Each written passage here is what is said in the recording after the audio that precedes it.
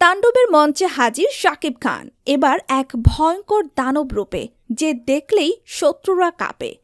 1000 ভিলেনের বিরুদ্ধে একাকী যুদ্ধ, তার চোখে রয়েছে অসীম ক্রোধ, পায়ের তলায় ঝড় বয়ে যায়।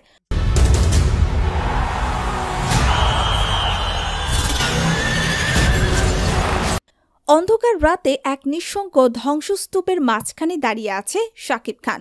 তার চোখে জ্বলজ্বল করছে অশুভ আগুন, মুখাবয়ব নির্মম ও ভয়ঙ্কর। তার হাতের শক্তি থেকে বজ্রপাতের মতো আভা ছুটে যাচ্ছে চারদিকে। শাকিব গর্জন করে বলল, আমি আর মানুষ নই, আমি তাণ্ডবের দানব।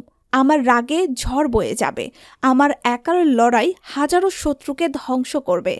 তার চারপাশে শত্রুর দল ঘিরে ধরেছে, কেউ পালাতে চাইলেও শাকিব একের পর এককে থামিয়ে দিচ্ছে এক ভয়াবহ আঘাতে। তার পায়ের তলায় যেন আগুন জ্বলছে, প্রতিটি পদক্ষেপে কাঁপছে মাটি। শত্রুরা ভয় পেয়ে ফিসফিস করে বলে, সে আর মানুষের মতো নেই, সে এক ভয়ানক দানব, যাকে থামানো অসম্ভব।